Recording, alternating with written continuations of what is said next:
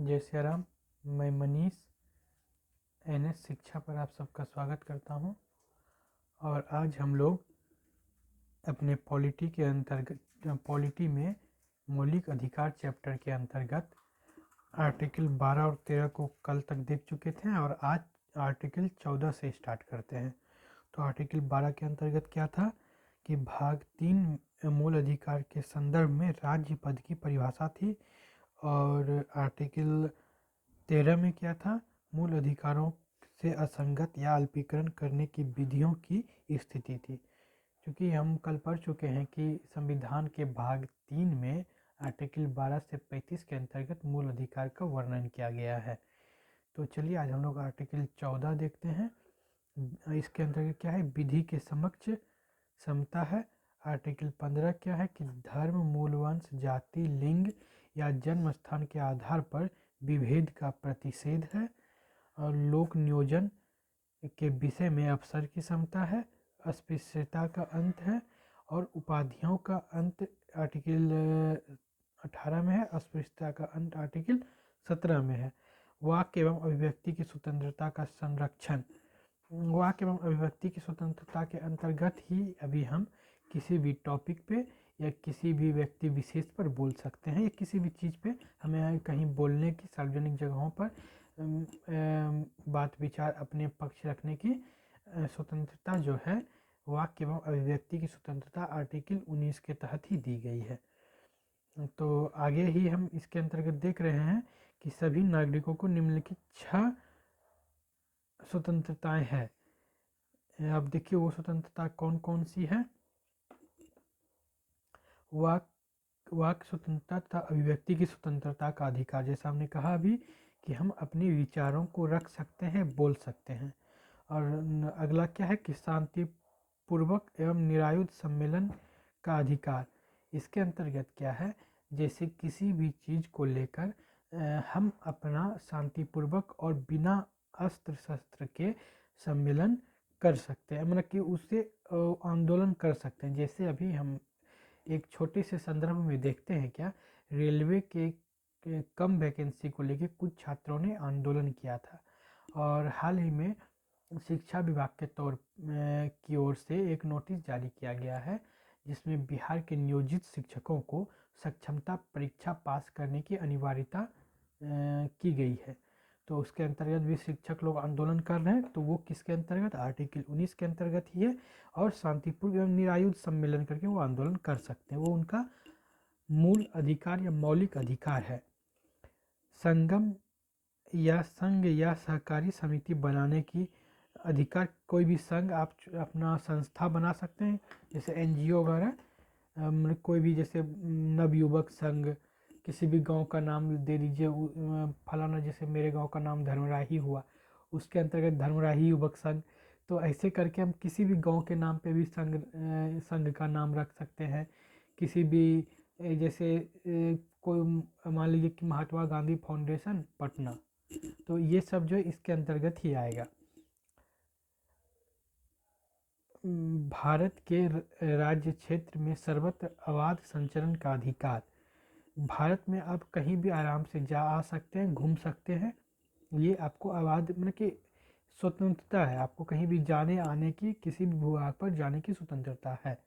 भारत के राज्य क्षेत्र में किसी भाग में निवास करने या बसने का अधिकार। यही जो है हमारा आर्टिकल 370 जब जम्मू कश्मीर में लागू था, वहाँ हम आवासीय प्लॉट नहीं खरीद सकते थे। जैसे ही आर्टिकल 370 और 35A को हटाया गया, वहाँ वो हम जो भी अन्य राज्य में कहीं भी आवासीय प्लॉट, कोई भी प्रॉपर्टी खरीद सकते हैं, तो इसी के अंतर्गत आता है। किसी भी राज्य क्षेत्र में के किसी भी भाग में निवास और बसने का अधिकार है। अब अगला देख लीजिए कि 44वां संविधान संशोधन अधिनियम द्वारा इसके तहत संपत्ति से संबंधित स्वतंत्रता के अधिकार का लोप कर दिया गया, इसको हटा दिया गया। आर्टिकल 31 के अंतर्गत था और इसे हटाकर कहाँ कर दिया गया, तो 300A में या 300 में कानूनी अधिकार का दर्जा दे दिया गया संपत्ति के अधिकार को। कोई वृत्ति, आजीविका, व्यापार या कारोबार करने की स्वतंत्रता का अधिकार भी हमारा आर्टिकल 19 के अंतर्गत ही है।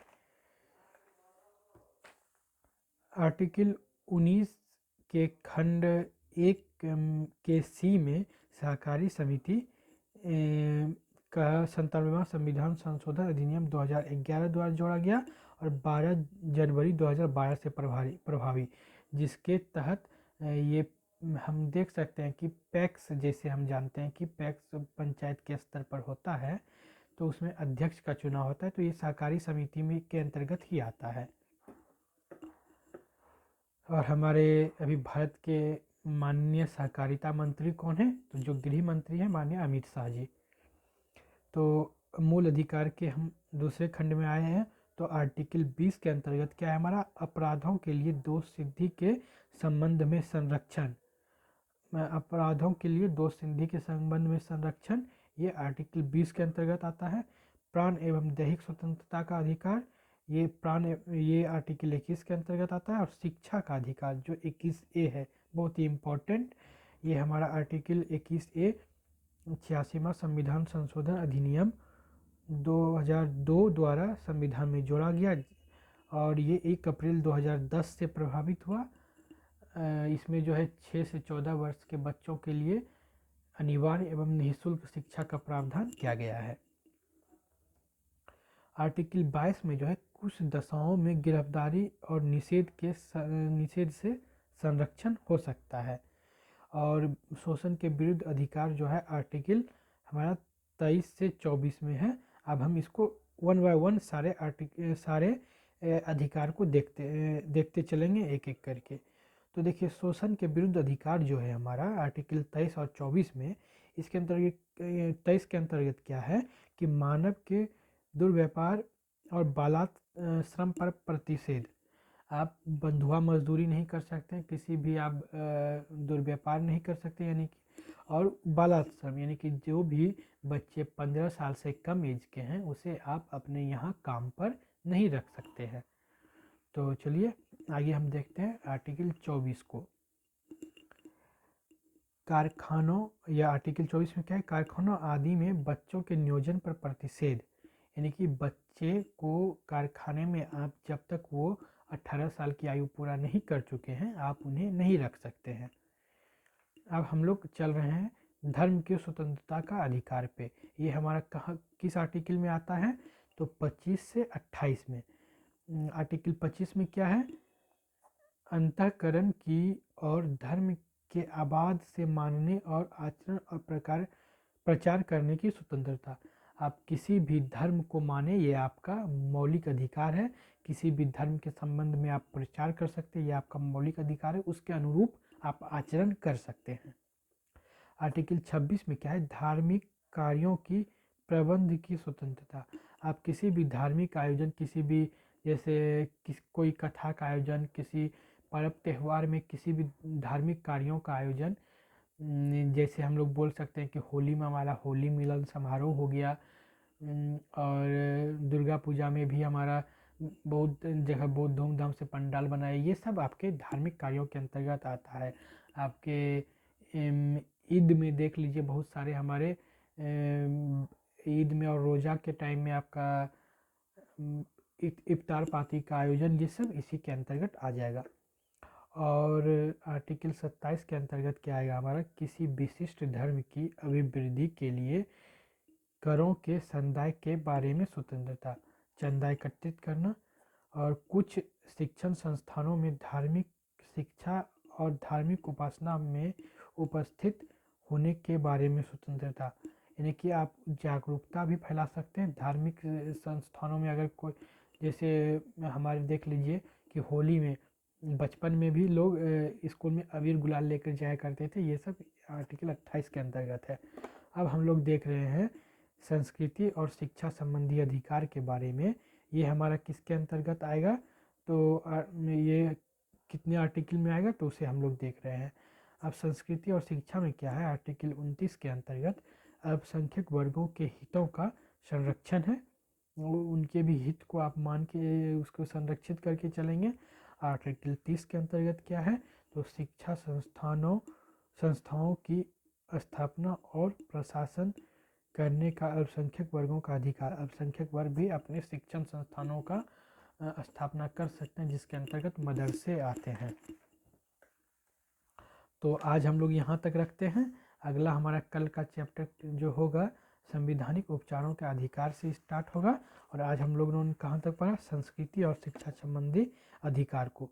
मूल अधिकार चैप्टर पीटी और मेंस दोनों की दृष्टि से काफ़ी महत्वपूर्ण है। तो ये जो है हमारा 2 या 3 क्लास और होगा, तो इसे आप लोग अच्छे से समझेंगे। छोटा क्लास इसलिए किया जा रहा है कि बोरिंग ना लगे, आप पढ़ाई को बोरिंग के तौर पर ना पढ़ें, उसे एक इंटरेस्टेड बनाकर पढ़ें, जिसमें आपका मन लगे, आपकी रुचि हो और आपके सफलता का मार्ग प्रशस्त हो। पुनः आप सबको अनंत शुभकामनाओं के साथ जय सिया राम और जय हिंद। और मुझे भी सहयोग करें, क्योंकि आपका सहयोग ही मेरा मनोबल को बढ़ाएगा। तो जय सिया राम।